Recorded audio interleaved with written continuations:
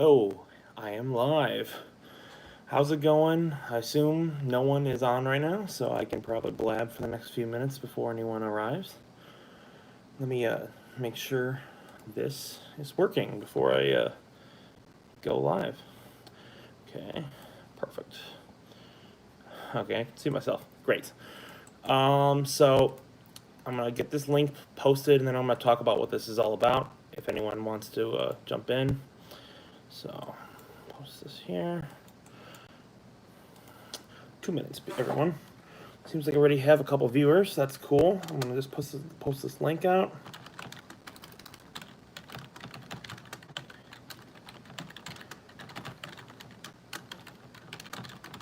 Okay, so I have posted it out. What I'm going to be doing is a live stream while I'm going to be watching Chlorine, and if you have any questions, I'm going to be answering any of those questions. That's pretty much the gist of what this is about. I wanted to do something where I could hop online real quick and do something for you guys because I haven't posted in a while. So if you are on and you're watching, send in some questions.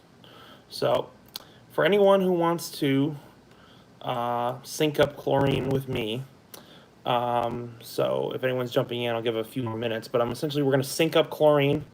I'm going to watch, and you can ask any questions. You don't have to watch the film with me, but I'm going to be starting it in a minute or two, and I'm just going to be answering any questions live that you have about the film. Let me put on a light. A little bit better. Please, please, please, if you are in the live stream, please ask some questions. Okay, so I'm gonna start the live stream now. This will be like the official point where things start actually happening. So I'm gonna start watching the film, and if anyone joins in, we'll just go ahead. So I'm gonna start hitting play on the film in about 15 seconds. So we'll let a few more people come in.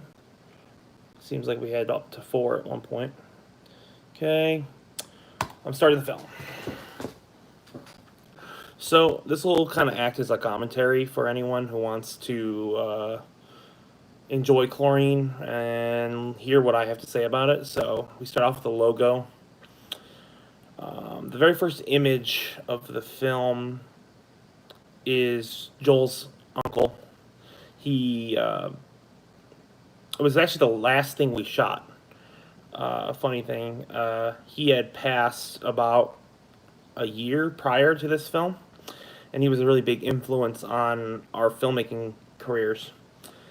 So we had shot some footage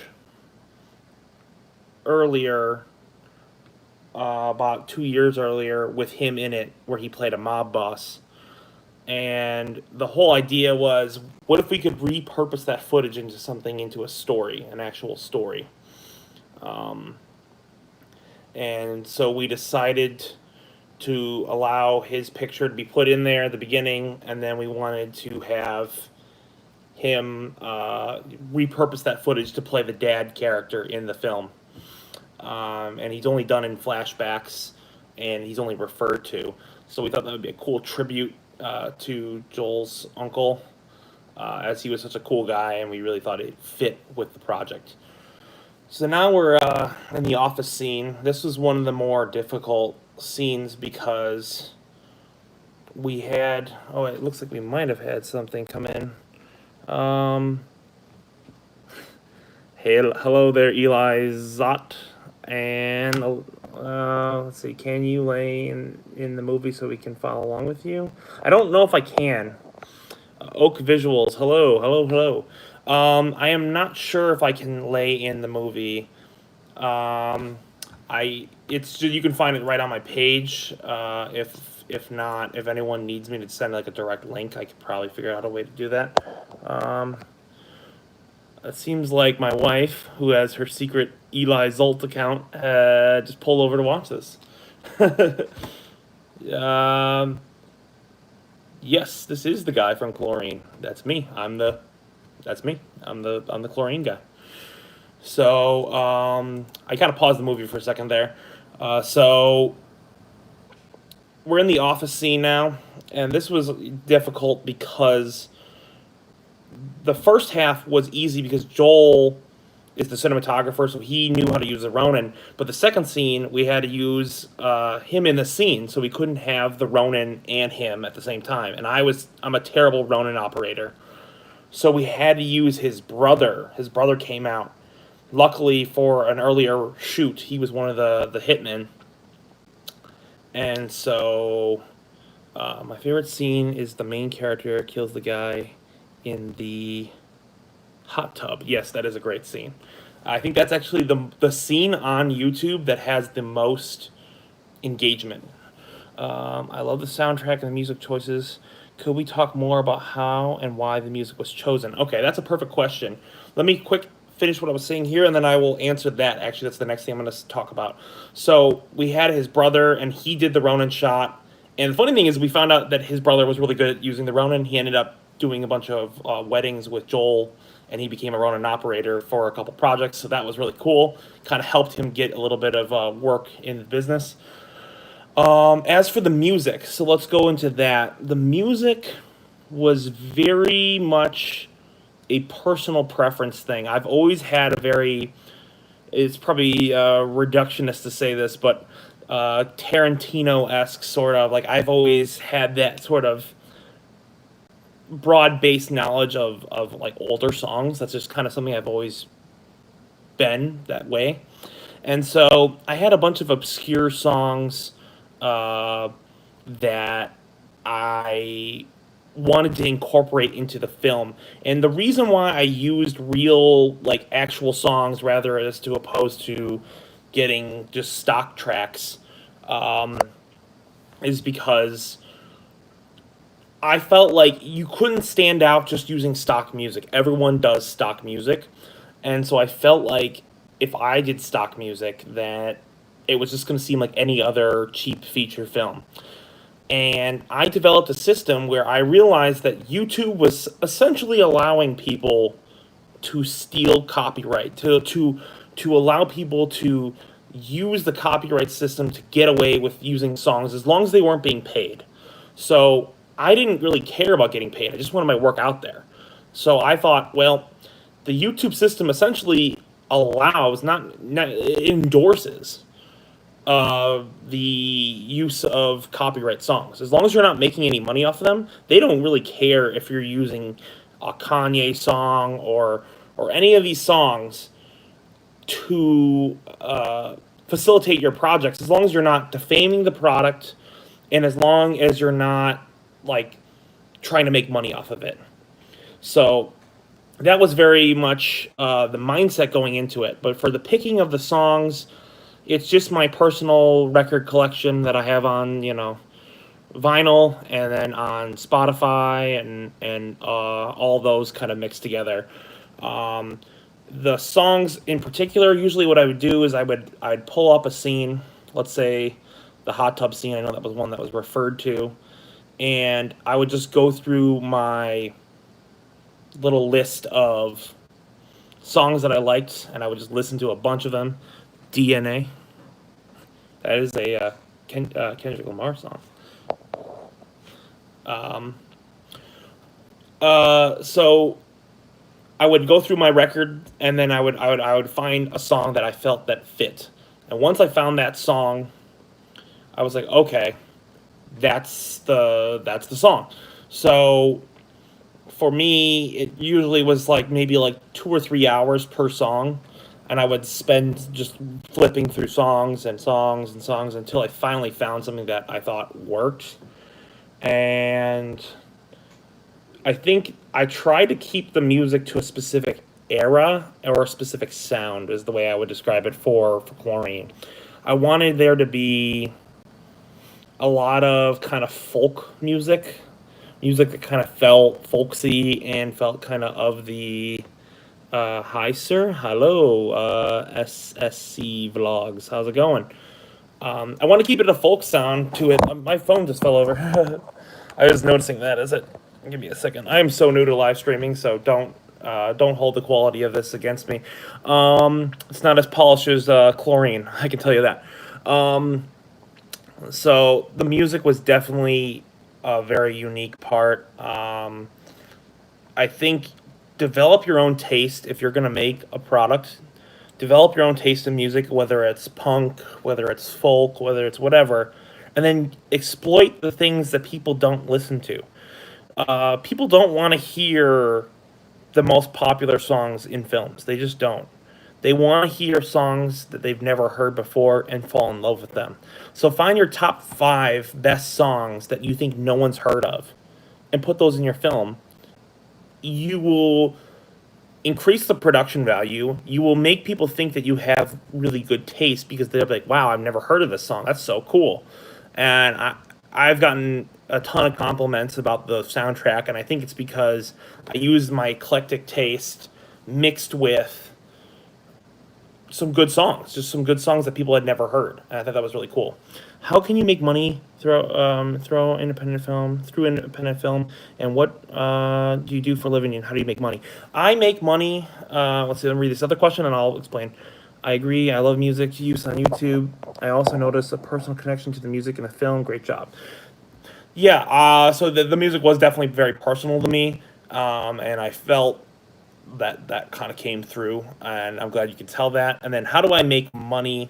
I work as a freelance videographer. So I do videos for companies. I do videos for music videos, weddings. I do a little bit of everything. So that's my full-time job.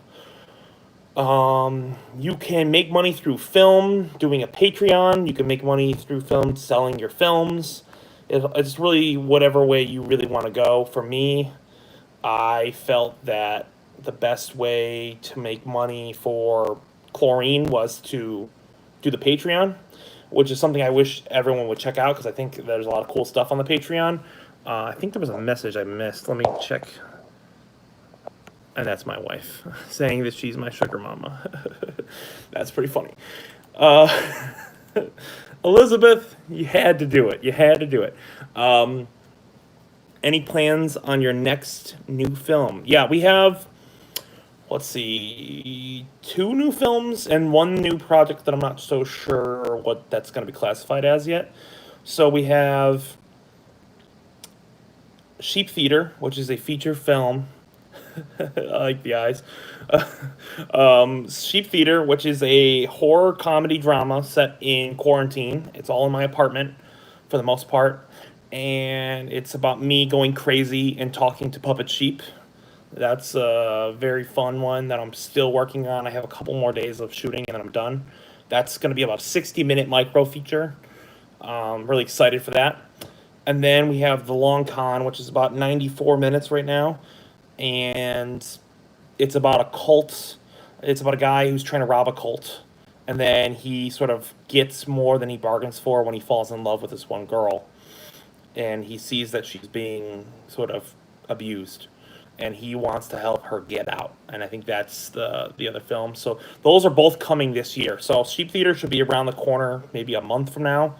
And Long Con is probably summer, is what I'm expecting to see. Let me see. There's more. There's no good way to like touch this without like blocking the camera. Also, can you tell how to distribute with YouTube? I feel like I have kind of a unique story because we kind of got extremely lucky, in a way.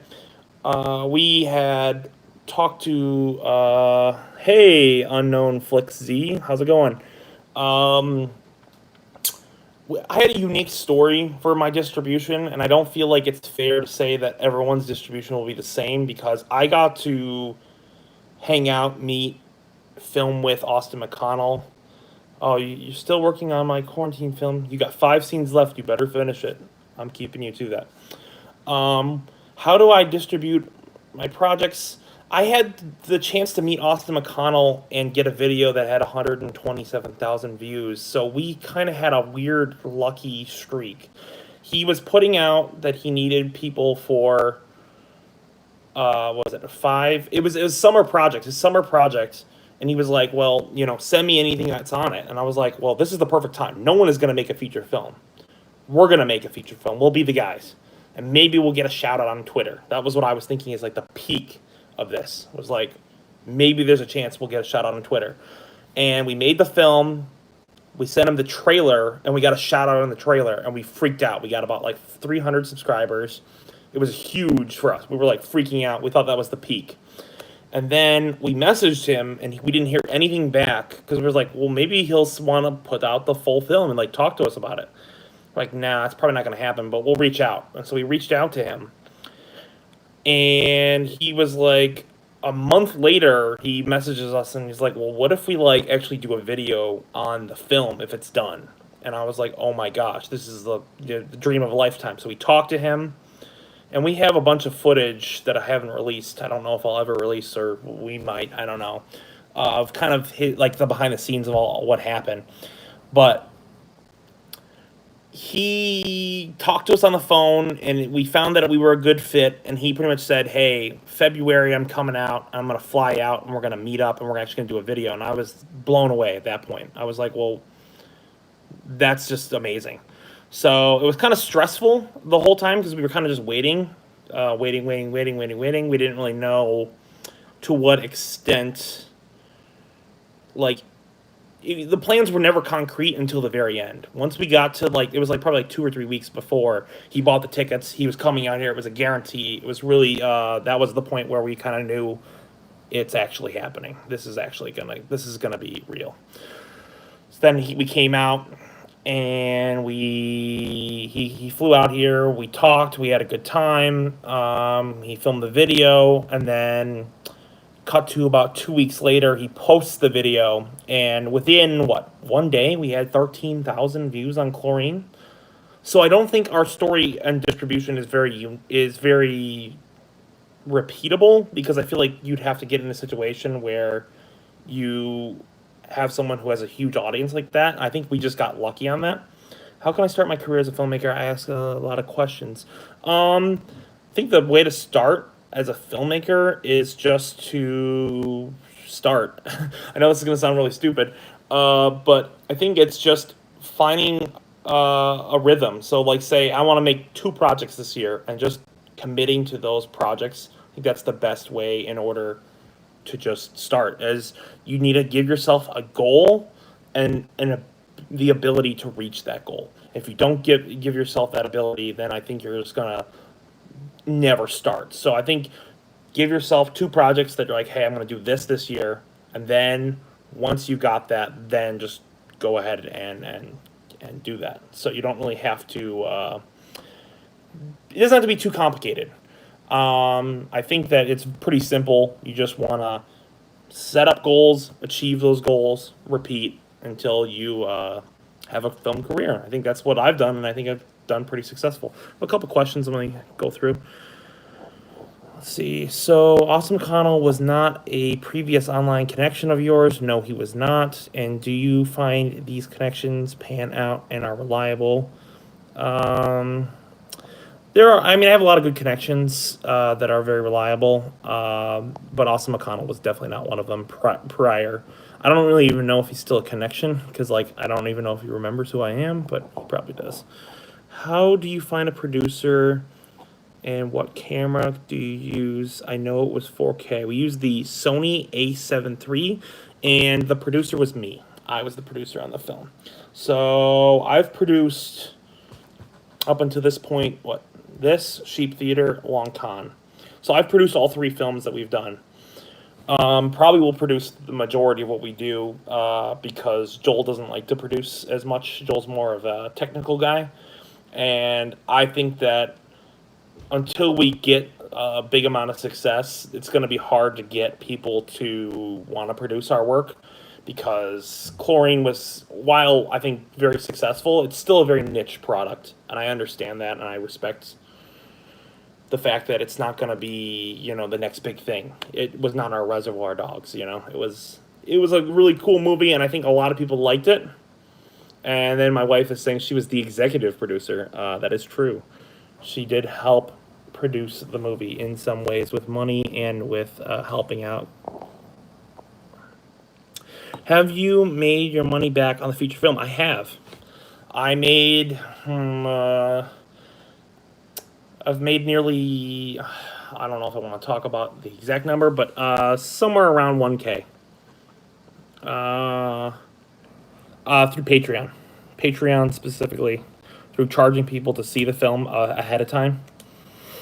I've made about $1,000 on the film. Maybe a little under that. But yeah, let's see. Yeah, a little under that, but very close to 1,000. So, yeah, as long as you have a Patreon and the ability to monetize that Patreon, you can make decent money. I mean, again, it's going to be over months of time. It wasn't like I got $1,000 the month that Chlorine dropped. It was definitely not that. But the Patreon was definitely the place where I monetized the film the most. Can I talk to you in person or number can I give you? I don't usually allow that, but I do through Patreon. Like if you subscribe to the $10, or I think it's the I don't remember which one. There's one of them where I allow people to have like a personal text, or maybe a call on my Patreon. The only reason why I do it is so I can screen people out, because I don't want to have like a bunch of just random people having my personal phone number. But if you do subscribe to I think it's the $10 on Patreon, you can have access to my personal number. It just for safety of myself and then my family. And let's see, what is a good starter camera for a teenage filmmaker? A good starter camera is the camera you have. If that's the Luminex G7, that's a great camera. If it's the T2i, it's a fantastic camera. I had the T2i when I started, and I thought it was a great camera. It's definitely nowhere near as good as probably the Luminex G7. But in the case of whatever camera you have is the best camera you have. Don't worry too much about it. I think you. So, do you have the G7, or do you have something else? How much does it cost to release a film in theaters? I don't know. The art house theater that we were going to release Long Con at, that's probably not going to happen because of COVID. I think it was a couple $100. It was like 600, I want to say. Elizabeth, if you're watching this, comment below. You know the number. How do I find a distributor? I don't know. I've never had a distributor. So I just self-distributed my own film. In terms of getting a distributor, I think the process would be make a good film, take that film to market like an AFM or something like that, and then try to get people to buy it. In our case, we kind of have a proof of concept. I think it would be easier to get a distributor after release, Sheep Theater, and Long Con. I think we might be able to get distributors because I think we'll have 2 or 3 good products. Hopefully that will have tons of views on them, and maybe we'll be able to get a distributor for the 4th movie. I don't really know what that's even yet. I found your channel. I just found your channel, and I love it. I'm a young filmmaker, and I find your stuff really inspiring. Well, thank you, Charlie. Bernstein. I need to get a new camera soon that is fairly versatile. Do you have any recommendations? I like the A7 III. That's what I'm using currently. If you want something cheaper, some of the cheaper Sony cameras are good. Like the Sony, I don't know which one it is. There's some cheaper Sony cameras. Look into them. I don't know them off the top of my head, but some of those are pretty good if you need something that's cheaper. I don't have one. I'm saying, should I buy it as a starter camera? Luminex G7. Let me check it out real quick. Give me a second, guys. I want to help this guy out. Let's look at the specs.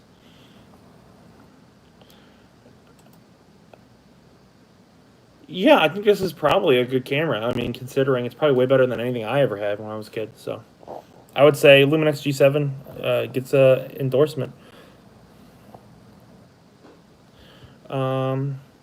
Yeah, I think you should get that. That might be a good start. What microphone did we use for Chlorine again?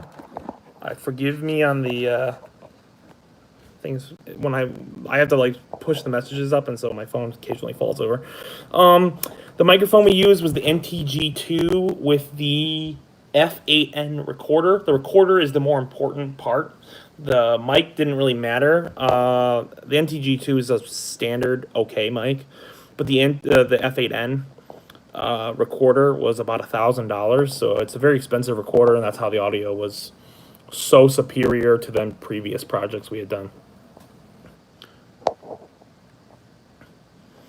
Did I ever watch the show Prison Break? I have not. I've heard of it, though. How do you distribute a TV show? Don't know. Never done a TV show yet. I would love to do a TV show, though. If everyone is watching, hit the like button. Get some more likes on this so we can get more people to jump in. Thanks. I love your channel, by the way. Well, thank you, Julian. Okay, so let me go back to the film. I have been just answering questions left and right. Let me see if there's any other things I can...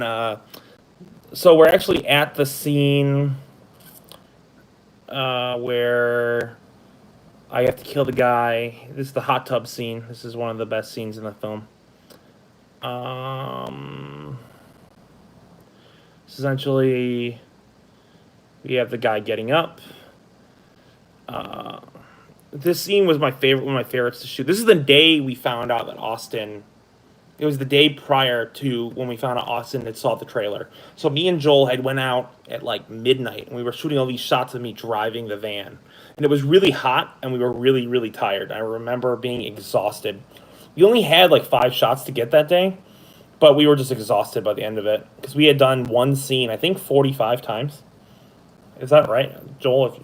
If Joel ever sees this, I think that's like we did like 45 tries of it because we're like very much perfectionists, and so that scene we were tired, we were gassed after this. So when we went home, I remember the next morning, me and my wife went to just hang out because I hadn't hung out with her in a while, and we came back. And I hear all these dings on my computer, and I was like, what's going on? And then I find out that Austin McConnell had shouted me out. I was like, oh, he shot me out on Twitter. Okay, that's kind of cool. And then I was like, wait a minute, he didn't shout me out on Twitter. And then I went to YouTube, and I watched the video, and I freaked out. I started crying. I was going crazy because I was like, this is so amazing that one of my YouTube heroes got to see our film. Or see the trailer to our film. And then he got to see our film, which is so cool.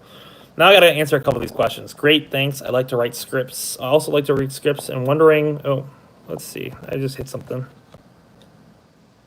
Okay, I'm wondering how long was the Chlorine script? There was no script involved in Chlorine. It was completely done in my head. There was complete improv, so there was no script. I don't think Chlorine had a script except for one scene, but I'm not sure that's true. It's probably more like 2 scenes. I think Austin cut out the part where I said it was multiple scenes in the thing, so it sounded like it was only 1 scene, but there was like 2 or 3 scenes that had like little vague outlines, but we never stuck with them. It was never a full script, and there was never... The 1 or 2 scenes that did have a script, they were both very much just loose outlines that we didn't really even follow, just so we knew what the beats of the scene were. Can I make travel documentaries and distribute? Yeah, you could, definitely. And can you make a video full guide to filmmaking? Yeah, I'm probably going to be doing... The more teaching content, I'm going to be doing a mixture of that on YouTube and Patreon. Patreon, I just distributed on Patreon a 40-minute class on editing. I'm going to be doing that more regularly. That's the hope. Cross fingers. I know I always say I'm going to do more and then I forget sometimes, but I did a 40-minute class on how to edit, and it goes through how I edited Cheap Theater. So you get to see exclusive footage from my new movie, and you get to see my process of how I'm editing my new movie, which is, I thought, really, really cool. I wish I had that when I was a kid. That was kind of like you never could find, when I was a kid, you could never find editing content as it relates to feature filmmaking and like see it in practice. How old are you, and how have you made a career in filmmaking? I am 24, going on 25 this year, and I started with like Lego animations when I was a kid. I have a secret YouTube channel, never talk about, that has like a bunch of views and stuff. I was really big into that, and then I started getting into live action when I wanted to do something a little bit more mature, well, adult. And I started doing that, started doing client work when I was like a teenager. And then I really got into the film component like middle of high school. I started doing a lot of videos on a YouTube channel called Leather Jacket Studios. You can check that out. It's very embarrassing, very funny. Yeah, so that was how I kind of started out, and then I've just kind of turned every year. I've just tried to make better and bigger projects until I got something that was what I wanted to do, which is Chlorine. I think Chlorine and Long Con and Cheap Theater are what, like, I could do that the rest of my life. Show us the Lego channel. Okay, let me make sure. Let me make sure everything is good before I will find the Lego channel for you, you guys. You making me show off the Lego channel, aren't you guys? Okay, it's called Five Brother Studios. If you go to on the channel, go on to the 922 Films channel, and you type there's a channels bar. Click it, and then hit Five Brother Studios. There's say channels I create for, and those are all the channels I've ever done. Yeah, it's linked on 922. That's what I was just saying. On the channels. So all those channels there are things I create for or I've done something for in the past. So if you want to see anything, Leather Jacket Studios is the other one where we used to do little action films when we were kids. I am so backlogged on questions. Let me figure this out. Okay. What are my favorite movies? Buffalo 66. The Thing. Let's see. Give me a second. Lost in America.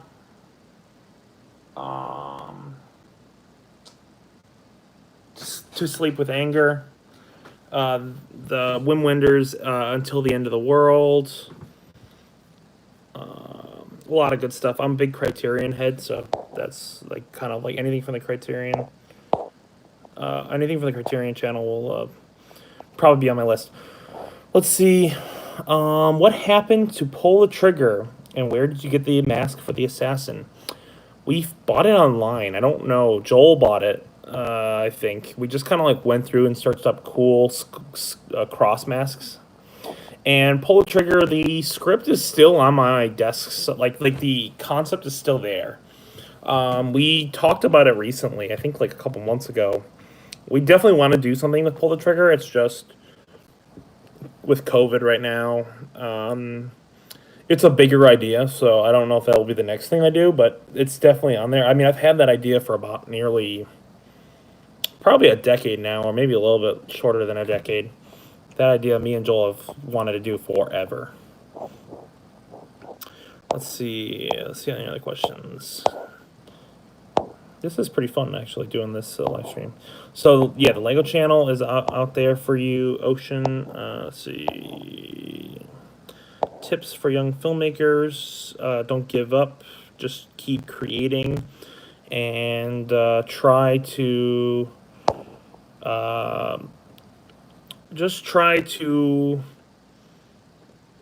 always try to find your faults. Always try to find your faults in your work. Look at it and see, what can I do better? It's really hard and can really bruise your ego. But, man, is it worth it if you can understand where your faults are and to improve on them. So I think that would be my big thing, is try to find what you don't do good and try to improve it. So that might be asking a trusted friend to give you harsh advice. I think that's sometimes very important. What are some tips for making a horror flick? Well, I've only made one. Like one and then a couple short films. So Cheap Theater being the one I've done, and then I have a channel called Cultivation Nation. That's under the channels I create for. But it has a couple old short film, horror film type things. I love the A7, the A7 III is what I have. Just went through it. A few of those animations, great stuff. It seems like you caught the golden. I'm gonna screw up my phone again. Just went through golden stuff. You seem like you caught the golden age of Lego videos. Yeah, that was the era where you could upload a Lego video and get 100,000 views, and people would be like, it wasn't a big deal. You were like 10th biggest in the crowd. I wish I really would have stuck with it, honestly. You are very helpful, sir. You are the best hope to get the blockbuster film. My finger's on it. You are the best guy. Thank you so much, SSC Vlogs. You are really cool, too. You guys are all really cool for just being here. Like, I really appreciate that. Yeah, for the Lego thing, like, I don't know. I think the only people who know are the people who know the Lego scene from that era. Like, that was just, like... That was like the golden era of YouTube. It was just, I would go and I would message every one of my friends to share it. And I remember the one week we got 100,000 views on our video, and it was nuts. What lenses did you use? Rokinon primes, Canon primes, Sony primes, pretty much just prime lenses the whole way. I don't know the exact, distances and millimeters and all that stuff. That was Joel, but that was definitely all prime lenses. I don't think we used a zoom lens once on. I mean, very much a Christopher Nolan-esque approach to filmmaking in that regard. Well, I'm going to come back to the film a little bit. I've answered a bunch of questions, so we are at 34:25 if anyone wants to join us in with the film. It's the scene where I'm in the truck and I'm talking to Joel on the phone. I really enjoyed Chlorine. I was wondering, I have a project I want to make in Chicago. I was wondering, where did you find those good spots to shoot? Just go outside and take stock of anything. Like, go on a walk, go on a bike ride, take stock of locations that you might think people aren't looking for. That was pretty much Chlorine. I was just finding a bunch of places I had known of when I was a kid, or I would drive around and see. So a lot of times me and Joel would get in the van, and we would drive around, and we would drive around and we would just look for locations. So we'd spend like 2 hours looking for stuff. We'd come back and then we'd shoot. So I think that's a big one. Scott Sazowitz, message redacts. Oh, that's weird. Thanks for joining, Scott. But yeah, I think for locations, it's just kind of keep your eyes open. Think of good locations that you might have access to. We always considered, can we get this for free? If we could get it for free, we would use it. If we had to pay for it, we'd say no. There was no location. We didn't pay a single dollar for any location on Chlorine. You shouldn't have to pay any money. Like, if you're like a working class like kid or like an adult and you're paying for locations, you're getting ripped off because people essentially are taking advantage of you and what you need. I think you shouldn't have to pay anyone unless you're established. If you're established, paying a restaurant or a business or something to do something, that's great.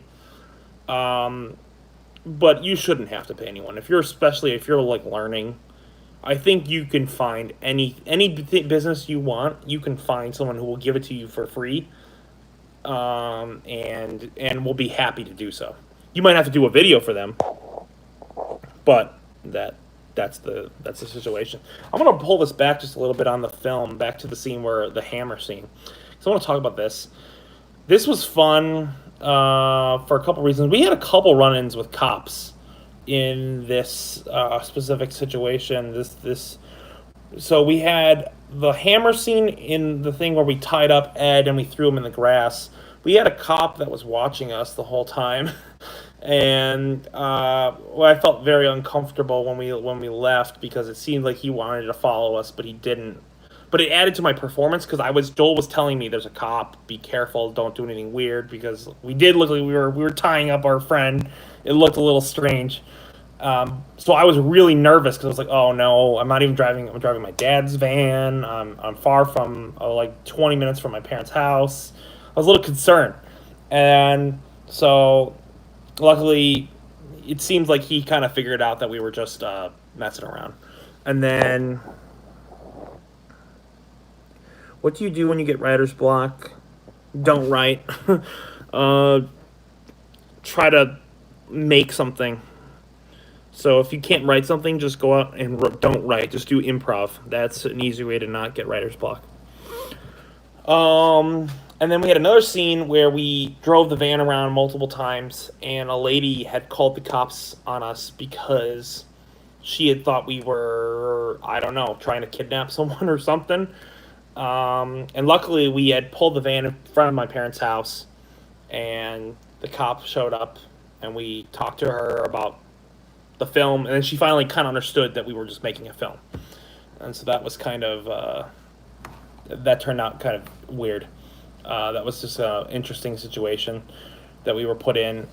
So just be careful when you're out there. I mean, I've had a couple run-ins with situations like that, and you just be careful, especially if you have any like prop guns. Luckily, we didn't have anything. We were just completely just ourselves that day. How do you do micro budget? Don't spend money. Just don't spend money. If you don't want to spend, if you don't want to keep the budget low, don't spend any money. We spent, for a long time, we spent $2,000, and I regret that. I mean, it's going to turn out really good, but we spent a lot of money on that. What cameras were you using during Chlorine? A7 III and the A7 Mark II, or A7S Mark II. Those are the two cameras we used. I think that's it, right? Yeah. So we used those. We really only did it for what? I think the majority was shot on my camera, and then there was like one or two people that shot, or one or two scenes that we shot with the other camera. If you are watching this live stream, hit the like button, please. Please hit the like button, just so we can get this out there to more people. I'm gonna quick try and post the live stream to my Facebook group. So everyone just take a little bit of break, put some questions in the description below right now. That would be super awesome. I'm gonna quick post some stuff to the group so that more people can show up and watch it. But hit me up with your best questions. That's what I could do right now.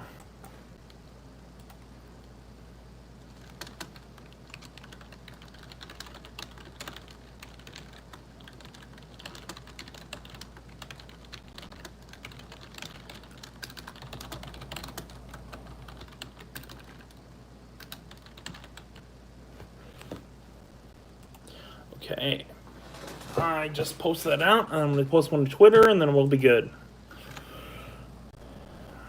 How are you guys doing today? I'd love to hear how you guys are all doing. It's pretty... let's see. How do you make up for poorly captured audio in post? I will answer that question. Give me 1 second.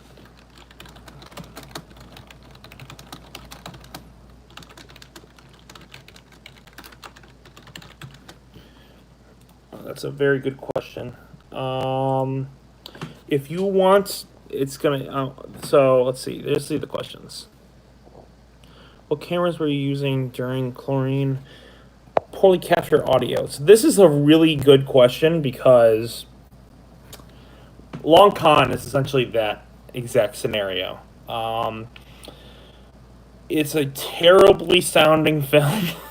So we had to re-record everything. So essentially we did ADR and full post-audio replacement. So essentially we're replacing every sound you hear in the film. That's why it's taken so long. Because we want to make it sound, the fidelity of the audio to sound like a professional production. Because we spent thousands of dollars on this. There's no reason not for it to sound professional. So ADR, bringing in the actors, re-recording every line they say. There's a couple of videos actually on, if you really want to see, if you go through 922 Films, there's 2 videos. These are, let's see. It's called Actor Talking Feature Filmmaking, and then When ADR Gets Weird. They're 2 videos. They're probably, 3 rows back on our channel. They're both, probably total, they're about, 25 minutes of content. And I believe we have another one called ADR for New Filmmakers. That's a couple rows back. So there's about 3 ADR videos I've done. And if you want to check those all out, they go into what we actually did and how we did it, and we teach you how you can do it and what's the process. So those are really good videos. How do you make up? Let's see. How do you find your actors? Reddit is one way. I've found a lot of people through Reddit. Personal connections, people I know. There's casting sites. You can go and cast people. What's the one? Backstage. Backstage is what I use to cast. I casted people in a film called Pull the Trigger. I think some of you know what it is. And then I use those connections and leverage them for Long Con, which is the first feature I did. And then I leverage those connections for Chlorine. So if you find a good batch of people, you can use them multiple times. You don't have to go and find 10 different actors for every project. In my opinion, I think it's easier to just build a connection with one set of actors, and they become your, Leonardo DiCaprio, your, Cate Blanchett type, go-to people. What kind of microphone do you use for recording the audio? I did say that earlier, but I will repeat it. The F8N is the recorder, F8N Zoom recorder, and then the NTG2 microphone are what I use. How and what do you pay your actors? Depends on the project, depends on the situation. Chlorine, we didn't pay anyone, but we didn't take any pay ourselves. That was just a project because I just called some friends in and said, hey, I want to do something fun. Do you want to be a part of it? Yes or no? But that was, the whole budget was $500. We did pay them in food, so their transportation and food was always covered on any project we've ever done. Chlorine, we paid one actor on Chlorine. Or not Chlorine, Long Con, sorry. Long Con. We paid one actor, and that person was paid a decent amount because they were specific to what we needed, and we could not get anyone else for that role but that person, so we had to pay them. But the rest of the cast was paid in food and transportation, and essentially I would cut them a reel if they wanted me to cut a reel. So in the world of indie, if you don't have any money, the best way to pay them is food, transportation, and then cutting them a reel, because that's what they really want. They really want a reel. And if they have never had experience as a feature filmmaker, being in a feature film, then that's probably enough to get them to be on set with you. And I think it's pretty fair, because if they've never performed in a feature film before, then it might be a little bit harder for them to convince people in order to get onto another feature film. So they'll be willing to take a pay cut, maybe not even get paid, work for the project, and then you give them food, gas money, you give them all the normal stuff that they need to survive. And then the next project that you do, maybe you pay them a little bit, and as the projects get bigger, you pay them more. Besides a tripod, did you use gimbal stabilizers? We use a Ronin. Ronin, not the Ronin M? I don't know. I think it's the Ronin M. Ask Joel. I wish Joel had an ability to jump on here, but Joel has a Ronin, and we used it for one scene, 2 scenes, 1 scene. I think it's just the scene where Kenny goes in and kills the guy. So that's the only one that I remember. But yeah, other than that, it was all tripod. I mean, if you look at my stuff, it's all tripod all the time. Sheep Theater has to be all tripod because there's literally no one else on set other than me. Are you going to put your films on Amazon Prime for profit? No.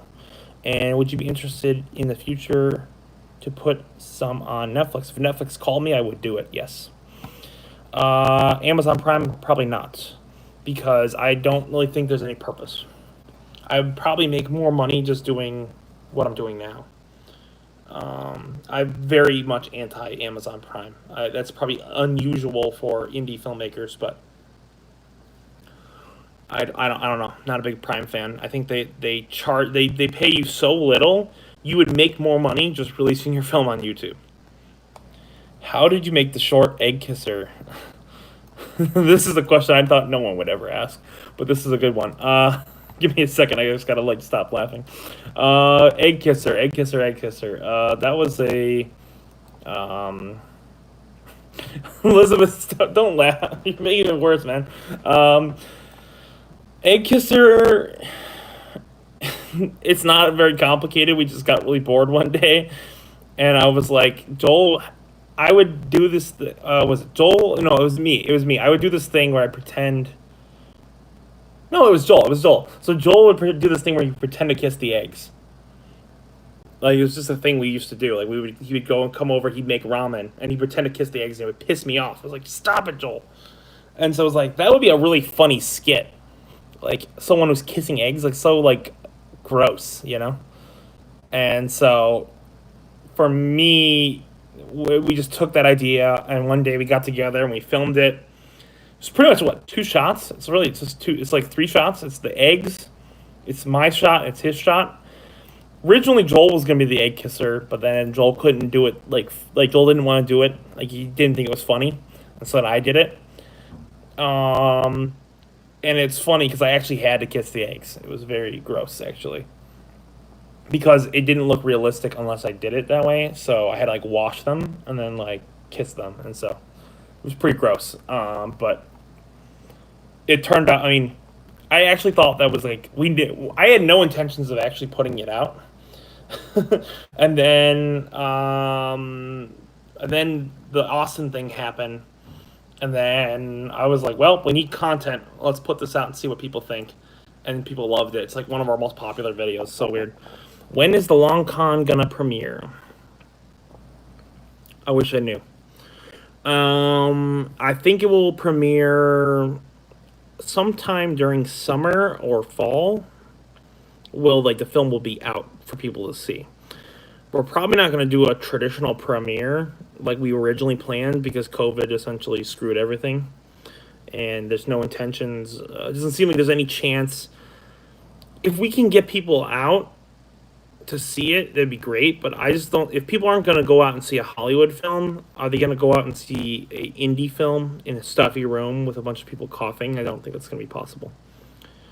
What's left to be done on Long Con? Audio. Just audio, getting in the Foley, and then we're done. And a little bit of mix and mastering. And then I gotta put my own touch on the soundtrack, because the soundtrack's kind of bad. Let's see where the film is. Let me stretch 1 second. Sorry. So the film, we are at the scene. Oh, the driving scenes. What do you guys think of the driving scenes? Were they too long? I like the driving scenes, but I've heard some people say they're too long. I got really inspired by the Once Upon a Time in Hollywood, and I thought, man, let's do that. Instead of Brad Pitt, it's me in a van. Which sounds so sad, because it is kind of sad, but it's kind of funny. What did you use to color grade Long Con? I saw the teaser, and the colors look great. Just Adobe's Lumetri, and then the Marlin preset from Tropic Color. So Tropic Color has a vintage color presets thing, and one of them is called Marlin, and then I use that Marlin plugin to color the film. I did that for Chlorine too. Sheep Theater has been a little different because it's all interior, and Marlin doesn't look as good for interiors, so I've been just using the generic Lumetri. But I love Lumetri. It's really solid.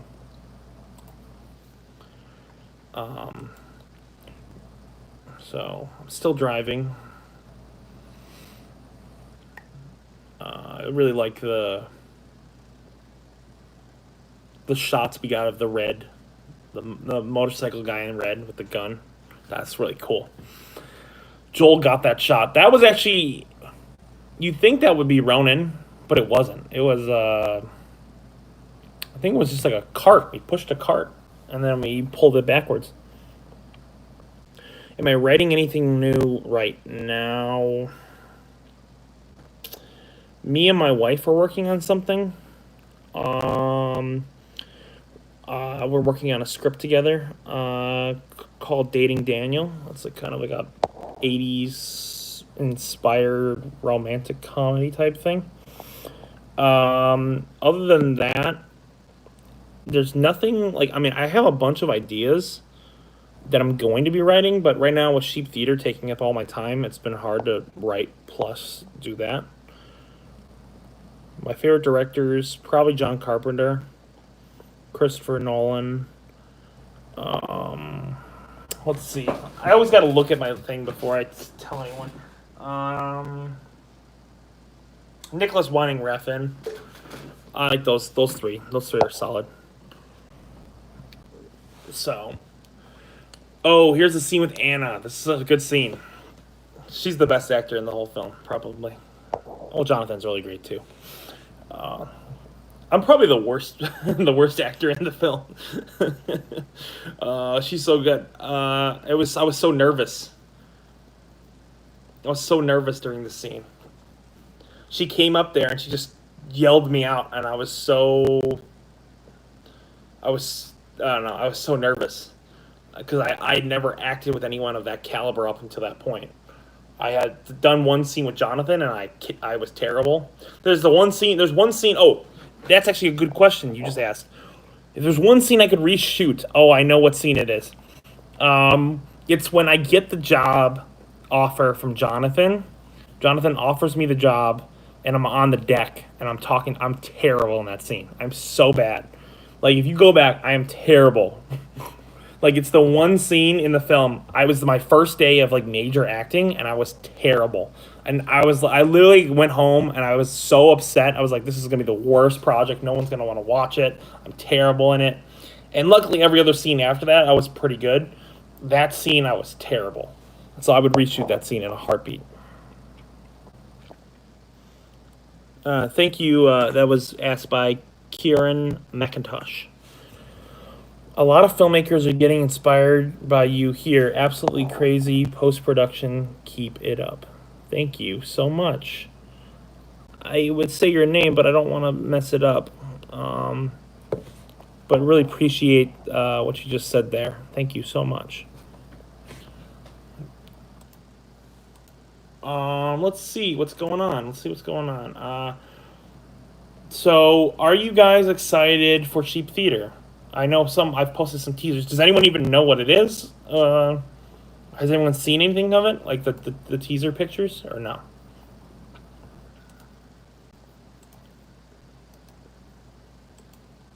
I'll let you guys answer that while I'm just gonna quick look at some metrics. I have lost a subscriber. We're off to a good start. No, I was joking. YouTube, the way YouTube works, it's like the subscribers go up and down. It's like fluctuates all the time. It's just weird. I must add, the atmosphere that you guys built for Chlorine was honestly impressive. Thank you so much.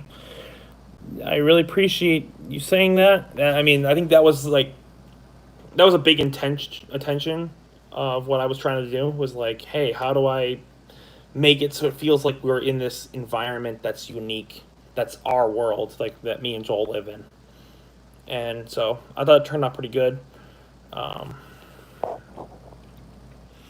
long do you like to have a script?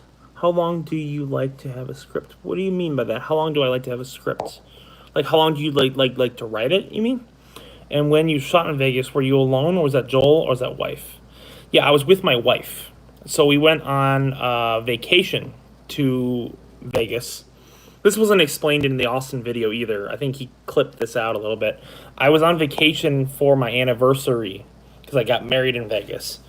And so I was on my, 2-year anniversary? Right, Elizabeth?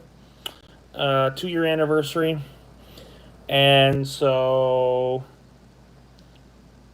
I decided, she was like, you should film while we're there. I was like, that's a great idea.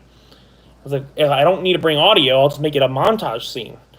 And so I made it a montage scene. And it was just me and her. I filmed the majority of it. There was a couple shots where she filmed with her. We had like a pistol grip tripod. It was literally only could go 3 inches off the ground. So I had to get creative how I hid the camera, or like how I put it, because if not, it was going to be all ground shots. So one time there was a lamp that had the same screw as my camera. So I took the top of the lamp off and I screwed the camera on to film me because I needed something that was higher up. Let's see. Will I ever make a horror film? I have made a horror film. It's coming out. It's called Cheap Theater. It's coming out probably this month. Have you written other scripts for other film ideas? Yes, I have about 8 feature films I've got in the bank. Oh, you meant how many pages? Pages, it's whatever. I mean, 90 is really good. Anything 80 to 90 is what I like to stay in, but that's my personal preference. Let's see.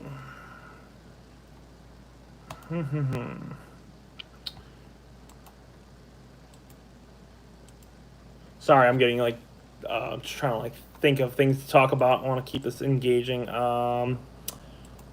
Where is the film? I must have got off the film at some point. Oh, crap. Give me a second, guys. Gals. Guys and gals.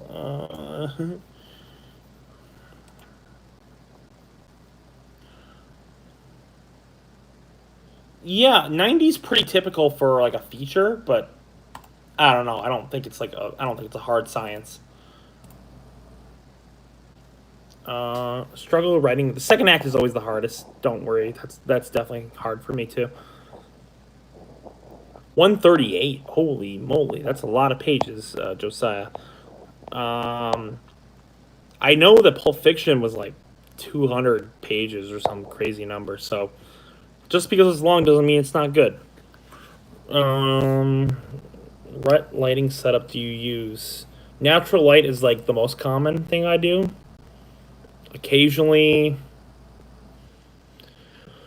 I'll have 2 what are they called? Aperture lights. 2 aperture lights pointing at me. But that's only if I'm indoors and it's like I need light.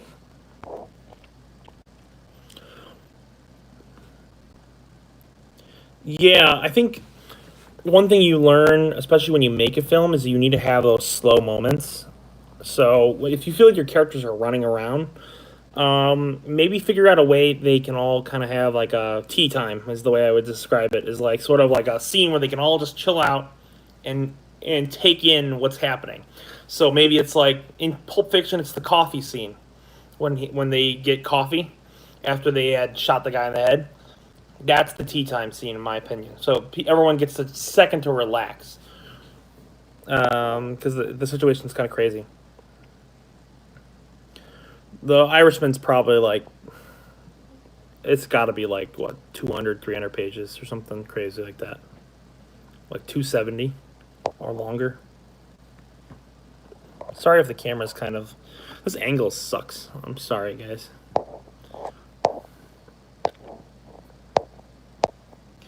If you are here and you have not liked the video, please like the video. Please, please, please. This is the least you can do to help me get this video out to more people. And I will continue talking about the film. I had a couple slower moments, but it feels quick and doesn't make sense considering a monster stalking the bus. The kids is violent.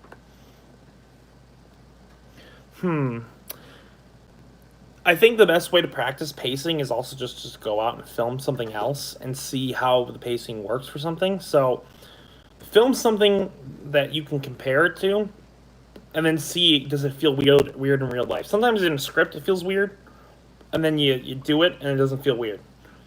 But we've all had those scenes. Thank you for hitting the like on the like button. However, I think just shoot something else, and that will definitely help you out.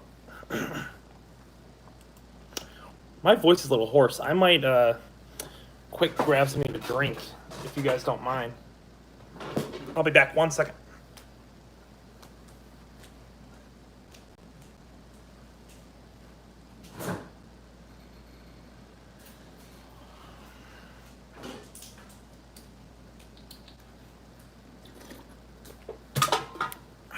Sorry.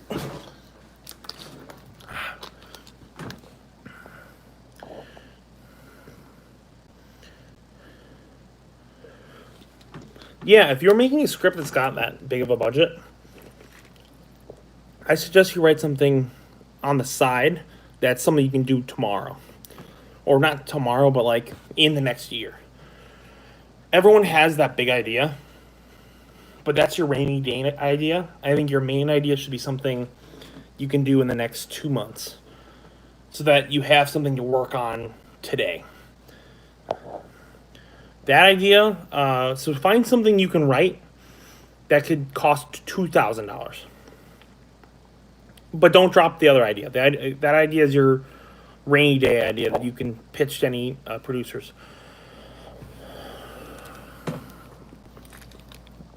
Favorite scene to shoot from Chlorine? Any advice from filmmaking in quarantine? For quarantine, so I'll go down first. I'll do the favorite scene. Favorite scene to shoot from Chlorine. Let's see. Probably this shotgun scene. It was fun shooting the guns at the range, and it was kind of tense because we were all scared because we had never shot a gun before, so it was kind of intense, but it was very fun. As for quarantine filmmaking, just don't go crazy. Try to incorporate what you have in your room, what you have in your immediate vicinity. What is that? And if you know what that is, try to incorporate that as best as you can. Also, I would say come up with something with a positive spin on it. It's such a sad time to be in quarantine and to be alone and stuff. And I think people need to be uplifted. So come up with a story that you can uplift people with. I think that's what's going to be what people want to see. You can have sad elements in it, but just make sure that it has some sort of positive spin on it, I think. I have an idea for a movie with a script that's possibly be like 1 or 2 million or even less. I might have to add shorter, get rid of some stuff. I also have an idea for a smaller Friday the 13th film that would be like 60,000 or 10 to 60. Those are all good ideas, but you should still have like a $2,000 script idea because no one will take. If you make something yourself right now for $2,000, people will take you seriously if you want to make a 10 or 30 or 60 grand idea or $1 million idea. People can't take you seriously if you have nothing to show them. So I think the best thing for me would be to get something that you can shoot that you can show them tomorrow. So work on an idea that costs less than 10 grand. Something that you can afford to fund now. I mean, look at Chlorine. I mean, now people are actually taking my opinion seriously because they saw my film. How do you get an idea for a film that's not $2,000? One that's simple. Okay. How do you get that idea? And then let's see. There's a couple other questions. I want to see what they say. Would you switch to shooting on film if you could? And then, yeah, I might make a Kickstarter thing or something to make more money to make it. Okay. How do you get that, like, that low budget idea is what you're saying. It's hard. It's a mindset. So you have to think. I stopped writing the big ideas because I realized they were going nowhere. So I started thinking, what do I have? Okay, I got me. I got a pool. So I got a fat guy. I got a pool. I got a friend. I got a Ronin. I got the nature. I got an apartment. I got a house. What can I do with those things? And I thought, oh, Chlorine, okay, I could do a movie about this hitman. He's this fat hitman who's retired. He works at a pool. He like cleans it up, but then they bring him back out of retirement. It's like the classic, he's out of retirement sort of script. And then the twist is that he has to kill his sister's fiance. That's the twist. Okay, wow, cool. So I think it's just thinking about what do you have, and if you have some good stuff around you, you can make something that really works. So I think just kind of be mindful of what you have. I think the thing is, I might struggle is having enough memory for at least an 80-minute film, even if it's low budget. I mean, you can get a terabyte drive for $100. So as long as you have a terabyte drive, you know, you could probably put a full film on a 1 to 2 terabytes. So yeah, a terabyte's actually $50. What am I saying? So two terabytes would probably be enough to put a whole film on it. So you probably only need $70 for a full film. If that's 4K. If you're shooting 1080p, you'll be fine. Don't let the size of a project scare you. You can always make $50 to get more memory. I have problems with memory on my computer too, so. Just shooting on a film. Or unless you're talking about RAM. If you're talking about RAM, that's a different thing. Even then, I still don't think you need to have like that powerful of a computer to do a film. If I could switch to shooting on film, would I? I think the answer is yes. I think everyone would love to do film at some point. I think, I kind of clearly am trying to replicate it, if you can tell. But I don't know. I think that I would do it. I don't think it's like something I'm dying to do, but I mean, like if someone offered it to me, I would definitely do it. Yeah. Do you ever shoot commercial videos? Yes. Yes, I do. A lot of them. That's my main business, so.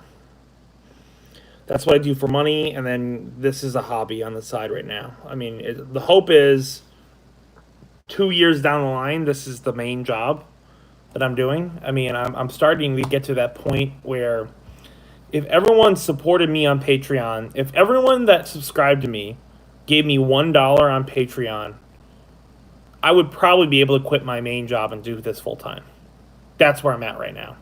If 3,000 people gave me $1 right now on Patreon, I would be able to quit my job and I would be able to go full time doing this. So.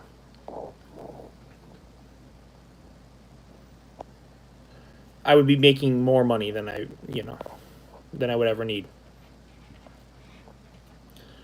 My films look a little too bit amateur compared to one of my scripts that's 10 pages long. Hinges on the fact that it looks good and the proper, convey the proper atmosphere. Yeah, I would. My films look a little bit too, I see. Could you hire more people? Would you hire more people? If I went full time, yes, I would. If I was going actually full time, I would probably. Oh, thank you so much, Julian Burris. I appreciate it. Will you hire more people? Yeah, I think I will. I think I will at some point when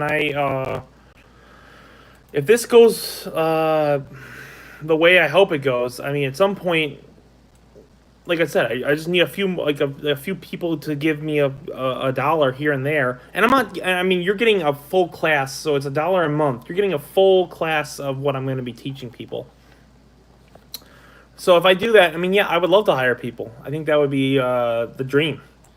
Would be to hire a couple people who could like manage like the day-to-day operations of editing like the day-to-day videos. Because right now it's hard. The reason why I don't post very regularly on here is because how can I post regularly when I'm doing a full feature film by myself? I'm literally every day working on it or thinking about it or just recovering from it, like staying at home and just enjoying my my regular life occasionally. So it's hard to post videos regularly. So right now we're at that point as a company that if I could get more funds going, I could probably get the film thing this off the ground where I could actually hire people. Sorry about that. Some stupid message on my Instagram. So yeah, those are definitely very good questions. Very good questions. So we're back to the film. We are at the scene where the dream sequence. This is probably one of the most controversial scenes. People did not like this. A lot of people did not like this. At least in my personal life, people said it was very confusing. I like this scene. It was very good, but I'm biased. I'm very biased. Let's see. So there's me. Then there's people. I think people just didn't get the scene. Like they didn't understand like what was going on. And I can understand that. This is a dream sequence, a little more complicated. Seems like we are dropping down to like 4 people. In a minute, I'm probably gonna stop the stream unless we can get more people in here. I don't want to like talk to no one, but I think I really want to appreciate everyone who's came out here today. I mean, I've actually had a lot more people on here than I thought, so it's really cool. Would you do weekly live streams to talk films? That might be a thing. I might be considering. I've been considering doing a live stream and then like potentially doing like augmenting so I'd have regular content and then do a live stream. I'm testing it out right now, and that's why I'm here.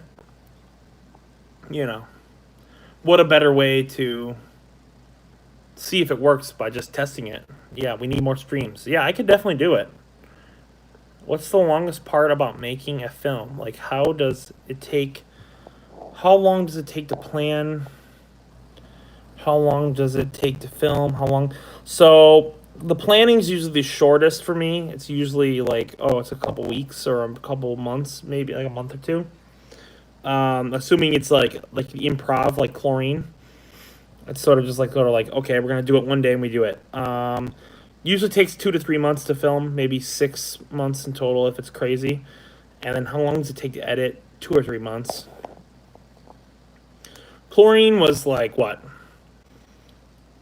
2 to 3 months of shooting, and I was editing at the same time, and then an extra month of editing, and it was done. Maybe a live stream premiere on YouTube. Yeah, I don't know. I thought this was a live stream premiere. I don't know. I'm like still learning all the live stream elements. I don't know exactly how that works. Is that like when you watch the film and it's like live streaming at the same time? I would, yeah, like for a film. Yeah, I think I would do that. Maybe for Sheep Theater, assuming that it goes well. I mean, if I can get, the goal is to premiere Sheep Theater exclusively on Patreon. That's the goal. And it will stay on Patreon for a while. And then at some point it will migrate to YouTube if enough people check it out on Patreon. If you make a film for another make a film for another film studio, what would you want it to be? If I made a film for another film studio, I have an idea called the Blue Light District. It's about kind of like a neighborhood in Chicago, and the idea would be it takes place in the future, and essentially it's kind of like The Warriors, but it's sort of set in the future. And it's about this politician who's this kind of scummy politician that goes and gets kind of trapped in this urban area, and he has to learn that he's sort of a terrible person, and he has to fight off all these gangs that like want to kill him because he's like a terrible person. He's like ruined their lives. And the further and further and further he goes, he realizes more and more that he's like a shitty person. And so that would be a good idea. I think that would be a very I think it would work for a bigger budget idea. I just don't think I can afford to do it right now. So I really want to do that. That would be a big one for Hollywood to take if they ever, if anyone from Hollywood's listening, you know, that's the one. Let's see. Let's see where we're at. Elizabeth, are you still listening? If you are you coming home soon? Just so I know, because I don't want to keep the live stream going if you want to come home.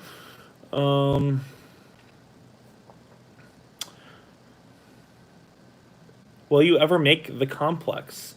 Ooh, someone remembers the complex. Yeah, at some point maybe. I haven't thought about it in a while. I actually forgot I had that idea. Yeah, that one definitely could be on the chopping block in the future. I have an idea. Some people go to raid Area 51, but end up getting the wrong directions and end up in a place with a heavily guarded artificial humans. And after some of them are captured, they must band together to get them back. I like it. I like it.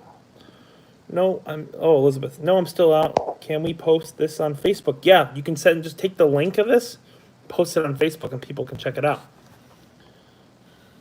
My wife is out doing errands right now because I told her to. She had to do stuff anyways, but I was like, I need to be alone to do this live stream, or I'm gonna do it all wrong. Yes, the complex is a deep cut.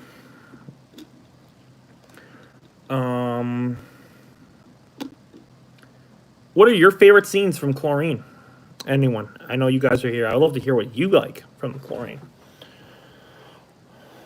I'm gonna see. Where am I at? Where am I at with Chlorine? Oh, we're about to hit the Vegas scene. Oh yes. Oh yes. It's my favorite. The Vegas scene's probably my favorite thing. For me. So it adds so much production value. The funny thing is, I didn't even tell anyone this. I'll tell everyone. This is a good story. So Austin McConnell premiered actually Chlorine in Missouri. And I never told anyone because the screening didn't go well, actually. He premiered it for a crowd of people to review it, and they all hated it. They unanimously all hated it. There was one reviewer who liked it. So there was about like 20 or 30 people, and they all thought it was terrible. And so this is before we even premiered the film and stuff. And so we got all these notes back, and pretty much everyone unanimously hated the Vegas scene. They said it was terrible. So this was like probably like 2 months prior. 2 months prior to releasing the film. So like, we were panicking because we were like, oh my gosh, people might not like this film. Like people might actually think this is really bad. And so we got really, really scared prior to releasing the film that like people actually were going to hate it. It didn't really end up that way. People seemed to really like it. It seemed like those reviewers were the outlier. I like the scene with Joel's character and Henry in the field. Yeah, that's one of my favorites. Pool scene by the end at the pool. I like the scene. Elizabeth says Vegas. I like the scene in the beginning where he tries to interrogate the guy but fails, and then Joel doesn't and kicks his ass. Yep, that's a good one. Wait, what did I say?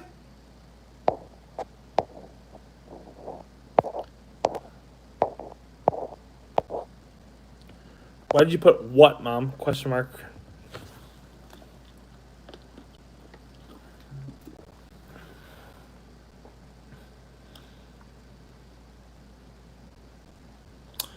So those are all crazy. That's a crazy story. I mean, I think people didn't. I was really concerned that the film was not going to do well when it came out, like before it came out. But it definitely did pretty good. I see 2 people disliked the live stream. You son of a guns.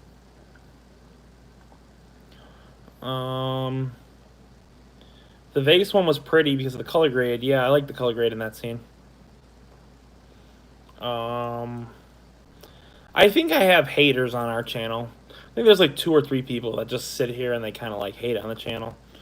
I don't know why. I think it's something to do with like when we got from the Austin McConnell crowd. I think there was a couple people who were just salty about it or something. It was weird. Yeah, the Missouri crowd did not like the movie. They hated it. They hated it. I remember I literally was like depressed after they saw it. I was like, oh my gosh, this is like they don't like the movie. Like, they just don't like it. And we had one reviewer who said he would recommend it to someone else. Everyone else said will not recommend. Worse than this. It was a festival. It was a little mini festival, and it was so weird.